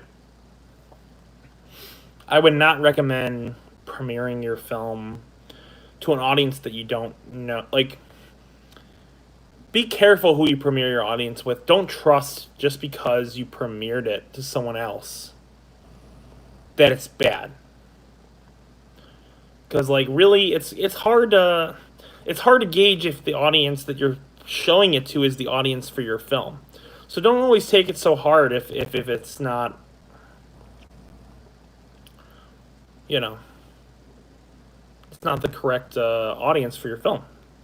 Someone said, any advice for upping production value? Finding good stuff to shoot. Find stuff that's like in the area that's kind of unique that you can't always capture or people don't capture.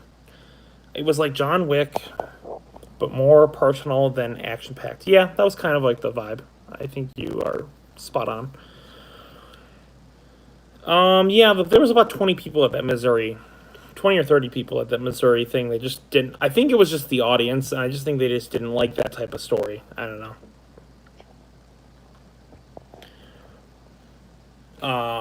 I remember the first time I showed it to my family, and we all loved it, and then like all my friends loved it. I mean, I know that they're biased, but I felt like they would tell me the truth if it was bad. So when everyone kept checking it out and saying they liked it, I was sort of like, okay, this is good. If you just joined in, please, please, please, please, give us a like if you can. Let's try to get this up to 30 likes.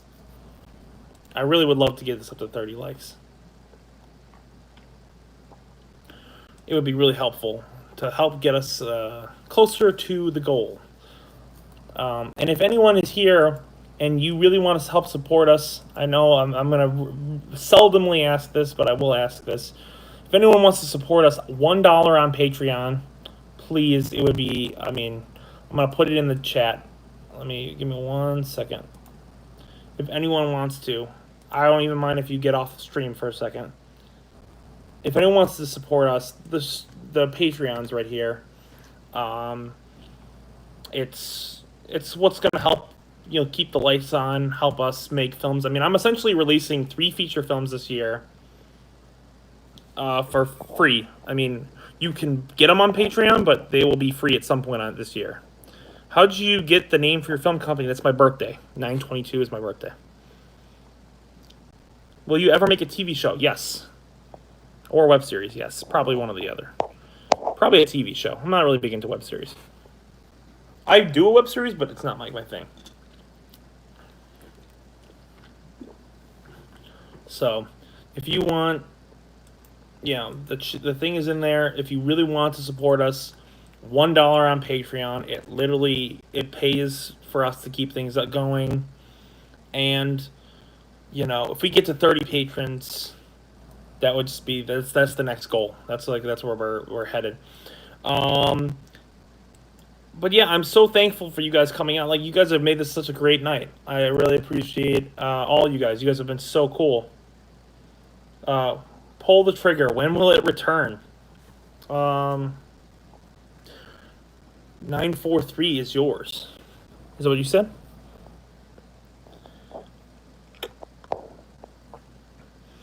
When will Pull the Trigger return? What do you guys think about Pull the Trigger? What should I do with it? Should I do a show? Should I do a movie? I don't know. I don't know when it will return. I don't know. I would love to do it. That's a movie. Oh, a show. Someone's saying show. TV show. Yeah, I mean, the funny thing is, could you after the stream possibly check out one of my films and comment your thoughts? If not, fine. Yeah, just comment it in which one is it called? What's your film called? Unknown Flicks. What's your film called? I'll try to check it out tonight. Yeah, show. A lot of people are saying a show. Yeah. So I have another idea. It's called The End of the Decade. Is another film I'm working on that's kind of been in the background for a while, which would be one of my screenplays. Usually, what I like to do is if I'm going to read screenplays, it's usually just so I don't get overloaded. If you're on Patreon, you can send me one and I'll read the whole thing. If you can't do that, then I'll check it out. I can't guarantee I'll read the whole thing though. I could probably give you a couple notes though, definitely. Or The Experiment. Let's see, Invasion or The Experiment. I'll watch them. Try to. If I don't get to them tonight, just message me at somewhere on 922 Films, and I'll get to them. I promise. So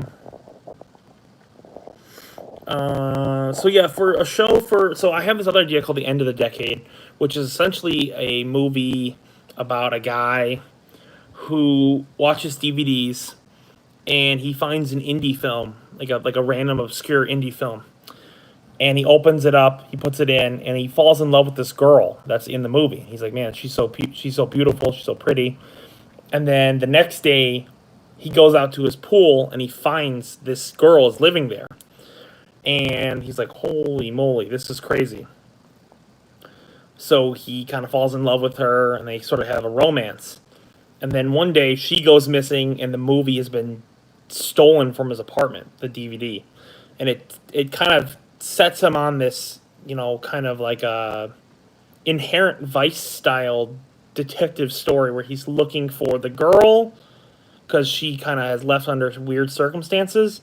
And then he has to figure out why would they steal the movie? What does the movie do? Like, what does it have to do with this? And essentially, it has to do with mind control and how these movies like deprogram your mind from like certain mind control from the world. And that's the storyline. I don't want to go any further into that. It's kind of like something I haven't really talked about at all. But so that one's kind of similar. It has kind of a similar premise to Pull the Trigger, with like the girl going missing kind of thing. So I've been kind of hesitant to figure out which idea I want to do, and if I do one, does that kind of nullify the other? I don't know. They're both different ideas. Yeah, that's so that idea. End of the decade. I would love to do it this year, at the end of this year, but I don't know. I have no idea. They're both such good such ideas that I'm so excited about. Like I have so many good ideas that I'm excited about that whatever I do, it's going to be something I'm going to enjoy. I guarantee you that. So I'm pretty excited to see what happens. Let's see if Twitter's got anyone joining in. Of course not. My Twitter is dead. Let's see. Let's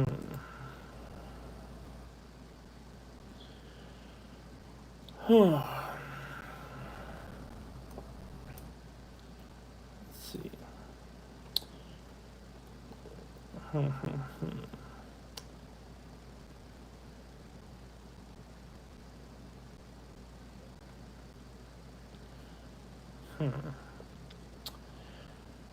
How about this? Does anyone want to see an exclusive scene from Sheep Theater right now?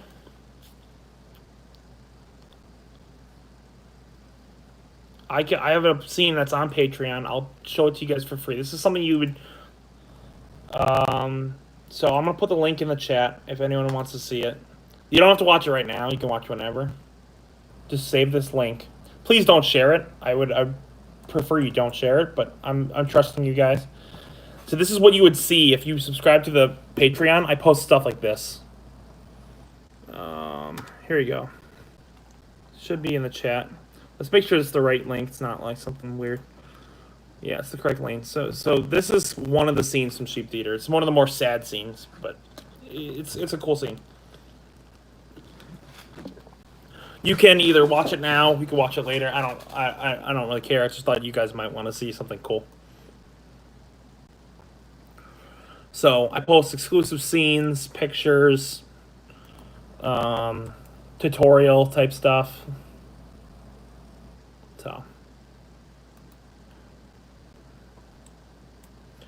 That's pretty cool. I mean, I'm excited to see your guys' reaction to Sheep Theater. And let's see if there's anything else I can show you guys. Can you post pictures in the stream? No, you can't. Darn it. I'd show some images from the film.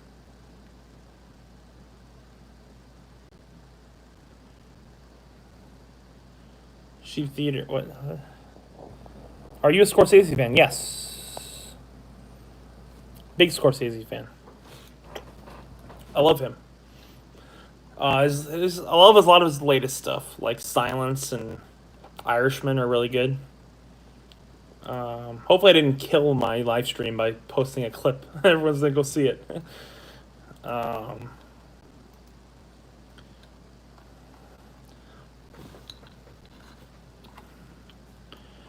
So, I really appreciate you guys coming out here. It's been a lot of fun. Wait. I do. You want to see this? Oh, I feel like my chat's lagging.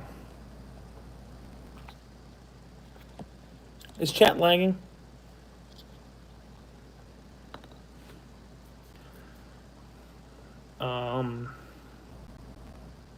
Let's see. Is there anything else I could talk to you guys about? Not lagging for you, okay? Yeah, I didn't think it was, but I don't know. I don't even. The one question I have is how do you stop a live stream? I don't even know how to.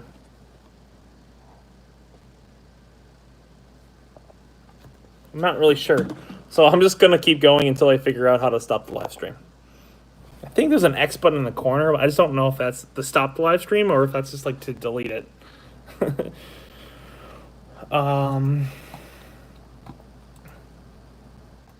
But I'm really excited to see what you guys think about it. I mean, this scene has nothing to do with the sheep in it, so it's not going to be funny. It's a more serious scene, but that's definitely I feel like this is like a good performance, like to show my performance in the film, like the range of what I'm trying to do with it.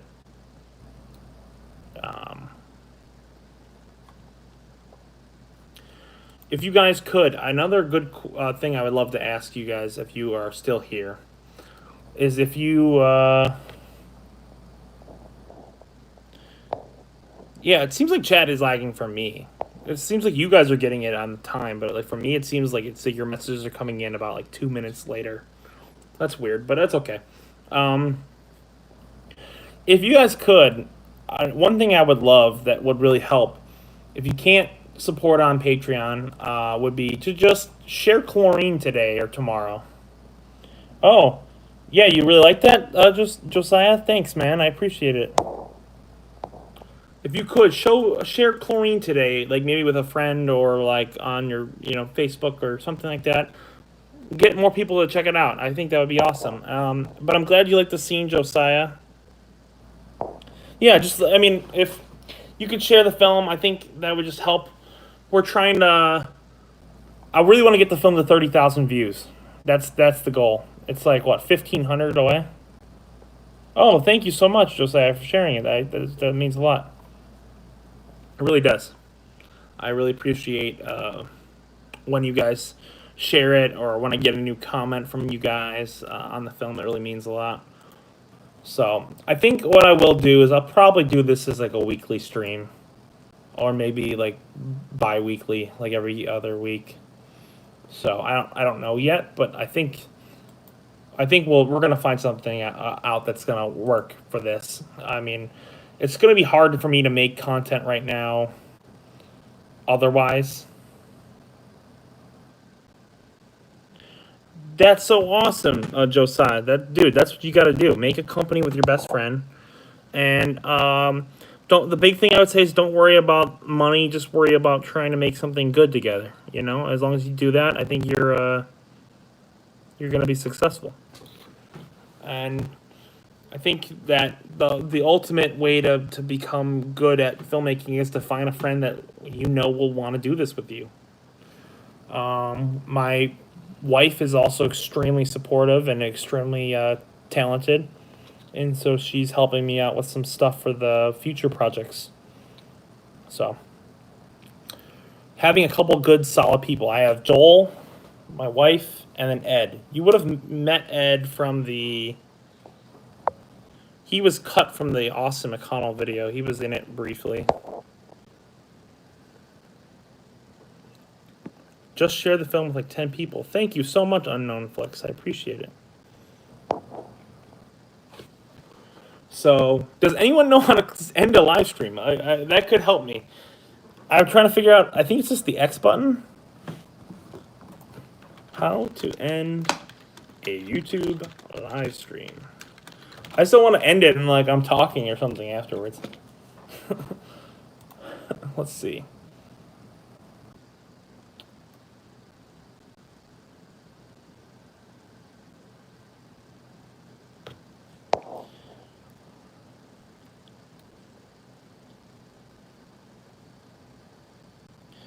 Yeah, don't make films unless they have more than 2 actors. Yeah, I mean that's usually common.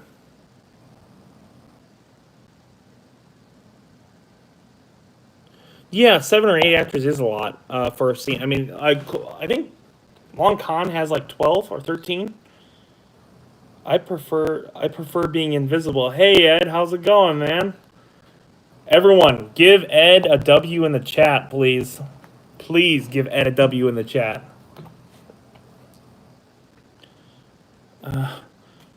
Ed is the unsung hero of all these projects. He was the guy who gets the hammer to the face in Chlorine when I hammer him.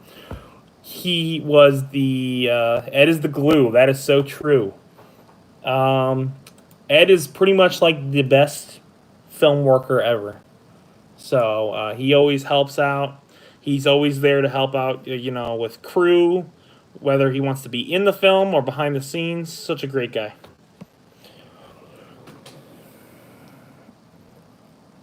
Yeah, $150 is enough to make a feature or a short. Whatever you have is whatever you have. Sheep Theater's been made for. Fat goose egg, nothing. Oh, someone's commenting. Let's see what's up. Oh, it's just a... I thought it was a comment. It wasn't a comment. But yeah, thank you, Ed, for being such a cool guy. The good thing is, I'm watching like the views. It seems like a lot of people are viewing the video, which is really good. This video that we're doing. And like, it went up to like what? In the last hour, like 100 people have seen this live stream. Unique people have seen this live stream. That's pretty good. It's not like thousands of views, but that's really solid, guys. I'm really impressed. Manual, always manual for feature films or projects. You don't want to do autofocus because you don't know what you're gonna get. Plus, my autofocus on my camera is like busted. I don't know. That's the one thing I would argue is that the Sony cameras, the autofocus, they say it's really good. I don't know what they're talking about because like it's been busted since I've gotten it. Elizabeth will fight me on that and say it's not busted though. But that $150 really came from the tripod, the camera, so basically zero. Since it was summer camp and the camera was a tripod, okay, yeah. Well, I mean, it still counts for the budget. The way I count it is this. If you bought it for the project, it's for the budget. But if you had a tripod prior, you don't count the you know what I mean? I think you get what I'm saying. Elizabeth, are you headed home yet, or are you still out? Because I'm determining if the live stream is going out, like if you're staying out, I'm gonna stay going. If not, I'm gonna hang up the live stream pretty soon. Oh, you're going to Aldi, so then I still have time. What's your favorite camera company? Sony. I like Sony. I think Blackmagic's doing something really cool. There's a chance I might be getting a Blackmagic camera. I haven't decided yet. We're still saving money for something. We originally were gonna do road trip movie, but that's being canceled. I don't know. It's not been canceled. It's been shifted. I don't really know exactly when that's gonna happen. But essentially, it would be I did explain. I already explained the lamp in Vegas, Elizabeth. I did it earlier. You didn't. You must not have been on when I talked about it. But we were doing a road trip movie this year potentially, and that got canceled. No, it's not a big deal. I did tell them a little bit earlier. It was a pretty funny story. So we were gonna do a road trip movie, and then COVID hit, and it just seems like I don't know. The movie needs to work when like the world is back to normal, I guess. So I haven't really decided. Oh, you like the cheap theater scene? I'm glad you liked it. So it's definitely it's not indicative of the whole tone of the movie, but that's sort of towards the beginning. That's sort of like where my character is like going crazy, and that's why he starts talking to the sheep.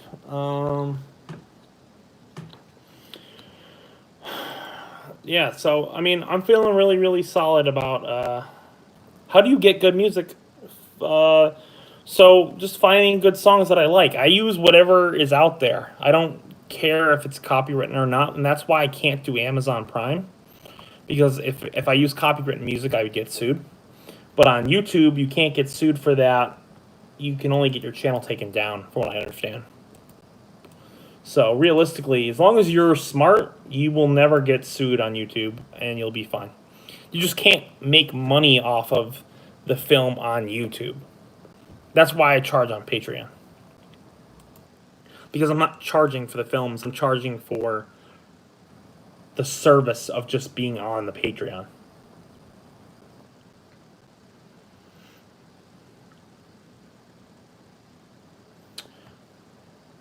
I tried to make some serious films in summer camp, but my actors kept insisting the characters make jokes, which I think ruined the tone.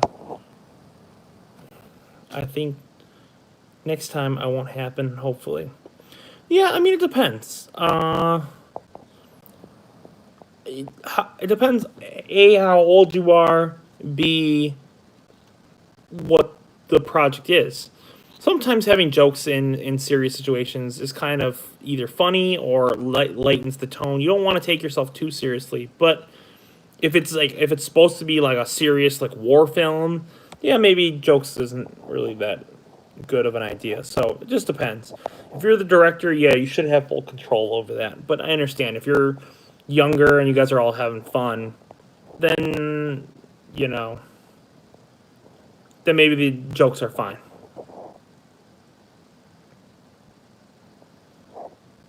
Do you shoot 8-bit or 10-bit? I think it's 12-bit for a Tomos recording. I could be wrong. The Tomos is either 10 or 12-bit. I don't know. Tomos recording. I don't know. Does anyone know if the Tomos is 12 or 8-bit? Or 10-bit, sorry? I think it's 10-bit. So yeah, 10-bit would be what I'm recording it.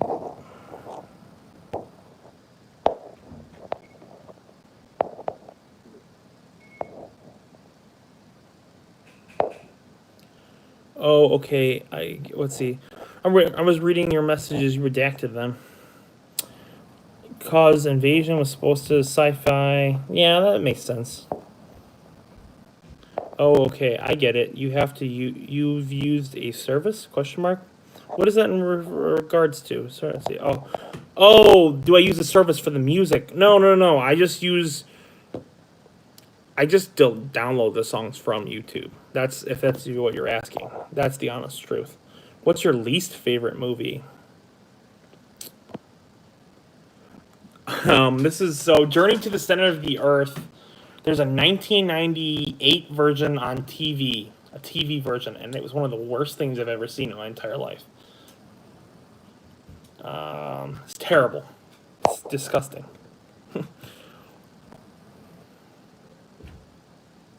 I see. That makes sense.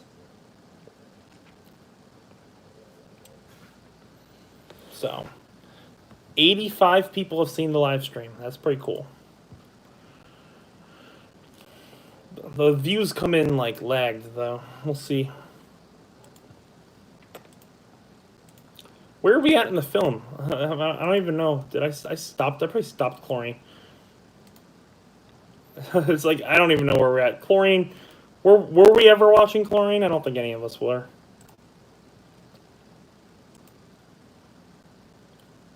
I'll just skip to a random scenes if I had anything else to talk about.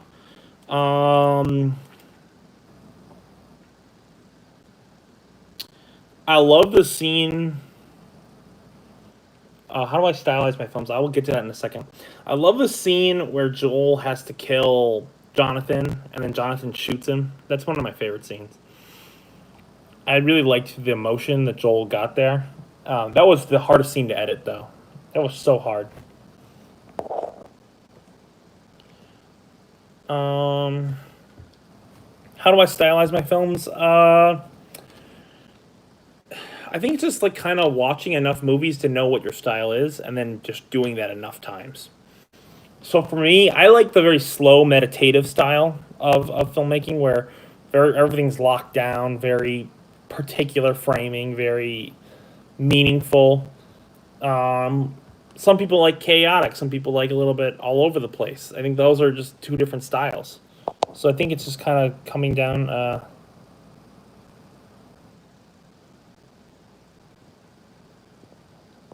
No, I only like the conversation. Sorry. I don't know what you mean by that when you say, no, I only like the conversations. What does that mean?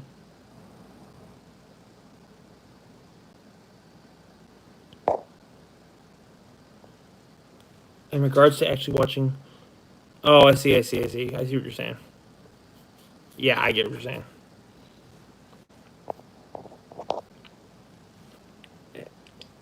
If anyone's in here that hasn't liked the film, liked the live stream, please do that. That would be so awesome. Please like the live stream. That will help us get a little bit more views.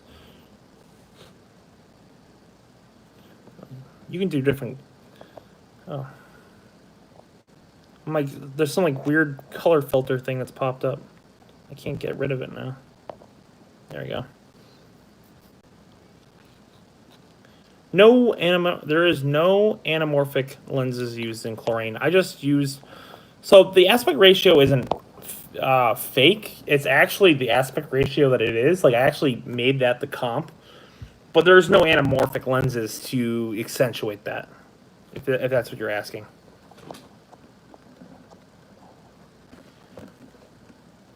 I don't know how the live stream has two dislikes. I'm telling you, I have people that dislike our channel. Like, we have at least 2 to 4 people that absolutely hate our channel just for no reason and will just literally give downvotes.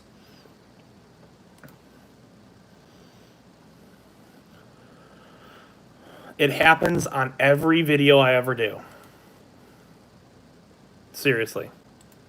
I will literally post a video. It could literally be me saving a puppy and someone would still dislike it. So, I don't know. I think there's a specific YouTuber that I think is the guy who does all the disliking, but I can't prove it. So, I'm not going to call him out, but... Yeah, I mean, it's okay. I don't really mind. I mean, when you have 3,000 people watching your content, you don't really care about the one guy who doesn't. Yeah, as long as people dislike, give a dislike for a reason, that's fine. I mean, I have no problem with that.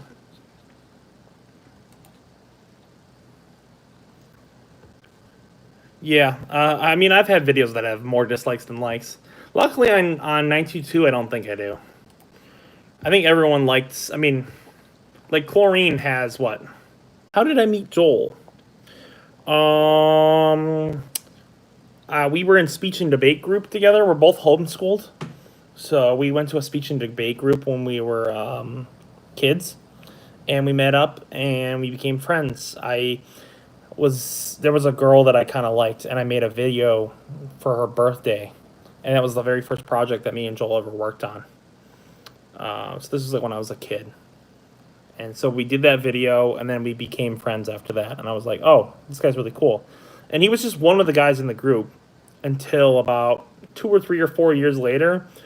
Everyone started leaving the group and doing their own stuff, going to college. And he was like, no, I really think I want to do film. And so we became closer friends, and then now we're doing all the projects that we do. We did the first big one we did was Pull the Trigger. So Pull the Trigger was like the first, like, we're gonna do this. We're really gonna do this. We had a couple shorts that we did before. Well, let me put one of the shorts in the chat. That'll be kind of fun. This is kind of, I feel like this tone of this short is going to be kind of similar to Sheep Theater. But yeah, definitely there are people who dislike me because we have some unsubscribers since this video started. So I think I must have called out whoever disliked my video and must have actually unsubscribed, which is good. I don't want them in here. Let's see. This is going to be cool.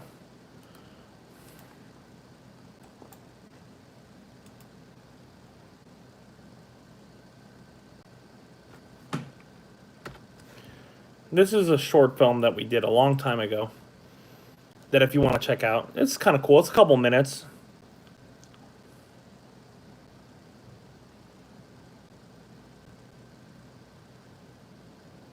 Yeah, I think a lot of people meet friends that way, where it's a big group and then it kind of goes down to one person that you hang out with all the time. So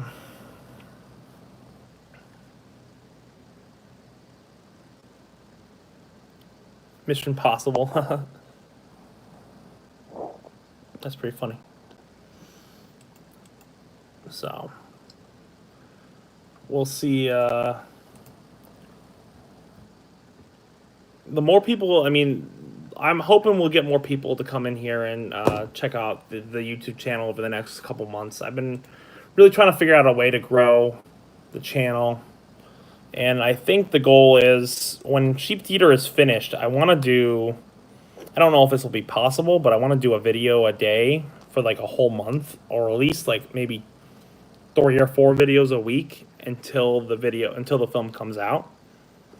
So that's kind of my goal. So I think you're going to be seeing a lot more YouTube content coming soon. It's just, I literally have not done anything because, like, I've just been so busy. The batting cage scene was extremely impossible. We essentially just, we had to wait because there was so much wind. It was insane. So it looks like there's a lot of wind. And there is a lot of wind, but we had to wait to the right moments that our mic would pick up the correct audio. It wouldn't sound like... And we had like a windscreen on, like a wind little thing. So it was not like we didn't have that. It's just that it was so intense. I mean, you saw that scene. It's crazy.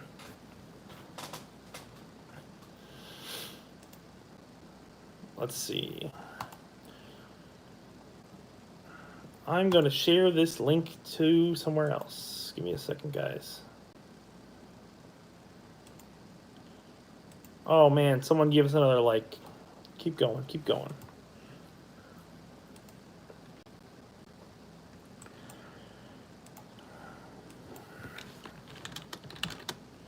Let's see.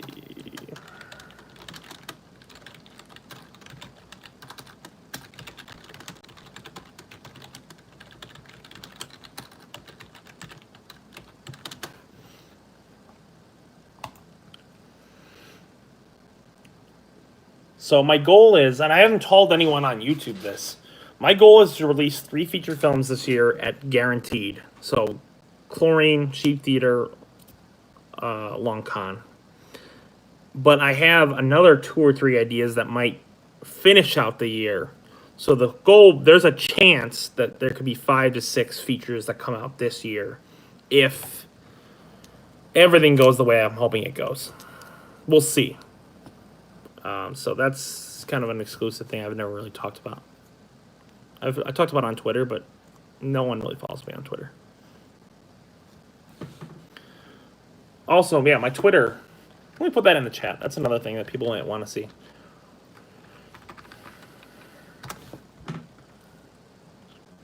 I'm pretty active on Twitter, and I talk about a lot of stuff. So if you like film, like if you want to learn more about my thoughts on film, Like if you want to kind of like engage with me, and I'm pretty chatty on there, so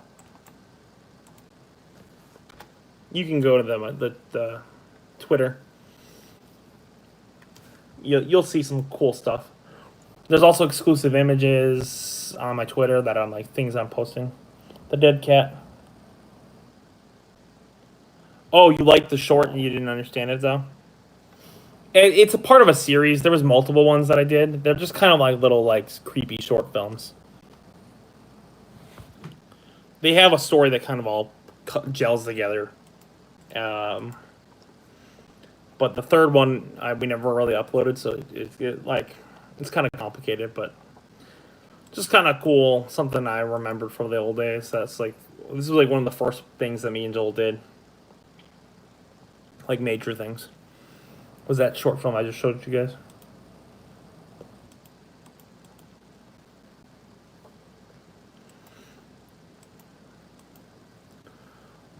$29 likes. Oh my gosh.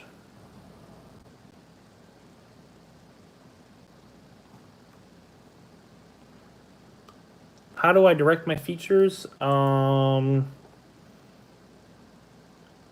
With a lot of whiskey. No, I'm just joking. How do I direct my features? I think it's just kind of like getting comfortable with the actors. Getting comfortable with the actors. I think that's the big thing. Is knowing that, like, hey, you know, how to talk to them. If you can have good people skills and talk to them, that's really all you need to learn to be a good director. That, and then having a good collaboration with a cinematographer, unless it's yourself, is having that good collaboration, and I think you'll be fine.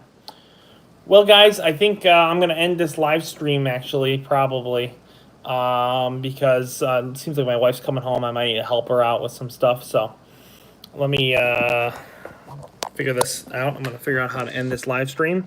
But thank you so much. I really appreciate you guys coming here and talking to me. So if you want, please, I really would love if you could check out the 922 Films Patreon. I do have an Instagram. It's called Dan Film Man, 2 M's. But please check out the Patreon if you haven't. I would love if you could. And share Chlorine if you can. That's awesome. We will be streaming again sometime in the near future. I guarantee it. So thank you so much. And I will make sure to check out your films, Unknown Flicks. So peace out.